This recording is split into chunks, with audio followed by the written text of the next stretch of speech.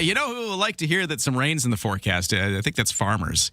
We got one of them on the line with us right now from Mitchell's Farm. Terry Michell, how you doing?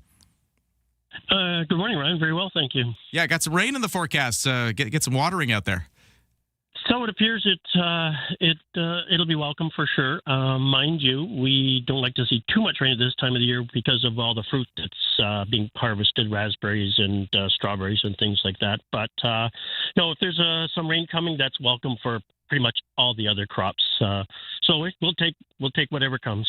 Awesome. I want to talk to you about what you're growing in a minute, but let's talk about trying to farm this year in the midst of world events that have pushed fuel prices to pretty big highs. And even just this week, the StatsCan numbers came out for the inflation rate. BC's inflation rate, a little more modest than the national average, but still gas prices are being blamed for pushing the inflation rate up. And we spoke with you just a couple months ago, back when the Iran war was causing huge spikes in fuel prices, and we were talking about how that's affecting farmers. So we just wanted to follow up. How have things been when it comes to the gas prices and trying to make it through the season?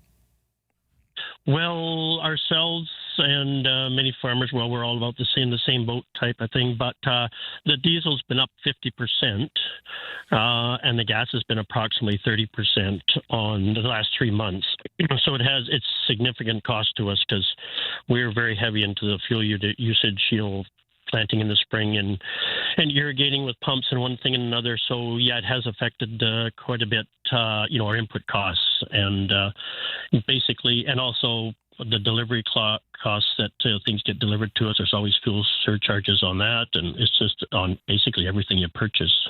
Is it coming down at all? Like, because we are noticing regular gas prices and world oil prices coming down. Are you noticing your fuel costs coming down? Yes, we are noticing it come down now. So we'll see where it all ends up here, but it's still much higher than it was. It's nice to see the trend going down rather than up, that's for sure. It's going to help us out a lot. Okay. And even though it's coming down, like you mentioned, you've already had a few months of these higher prices. What does that do for your year? Well, it's added over $25,000 to our fuel costs in the last two or 3 months on just our equipment that we use here. Yeah, it's significant. But as you say, it's going down, and we're looking for it to drop more as much as possible because every farm's going to be using fuel right through until basically September, October, and November. So if it does go down, well, then that's good. I'm not sure if we see the reflection in the prices that are up. Locally, we see that the prices for local produce are up a bit, but we're still well within reason on price for local produce because a lot of the import produce now is very, very high priced. So that's helping us. We're selling more product locally.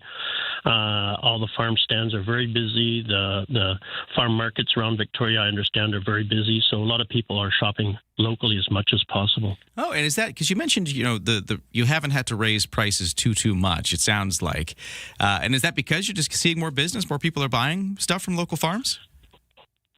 Well, every farm in BC competes with one another basically, and it doesn't always reflect when we have a lot of product. Of course, we price it attractively, so we sell more because we do have highs and lows on quantity, and that when it comes online with heat changes and water, rain, and one thing and another. So we do have peaks where local produce, sometimes their price is dropped a bit for a week or 10 days, probably below what it should be, but we all want to move our product. We don't want to disc anything back into the field, that's for sure. So if there's a lot of oversupply, then the price obviously does come down. I guess I'm just trying to figure out how, like, when you're faced with tens of thousands of dollars in extra fuel costs, even though they're coming down, you've already had to pay for that higher period. Like, how do you recover from that, or how do you make that up? Because you can only charge so much for a head of lettuce or, a pint of raspberries or whatever it is.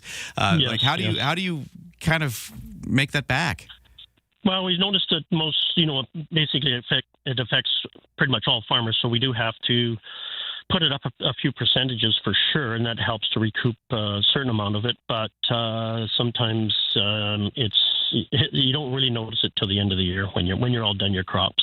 So we'll see how it all works out. But the pretty much all the farmers have put their their prices up a few percentages. That's for sure, just to cover the costs that we've incurred this year. But I guess the bottom line, you're still going, and it's not going to stop you. No, I don't think so. We order our seeds months in advance and things like that, so we pretty much got to keep going here. And there's a demand for local produce, obviously, and all farmers, they're very busy right now with, in the middle of harvesting, fruits. Lots of raspberries on the go these days, starting blueberries. There's lots of local produce out there, very wide range of local produce now.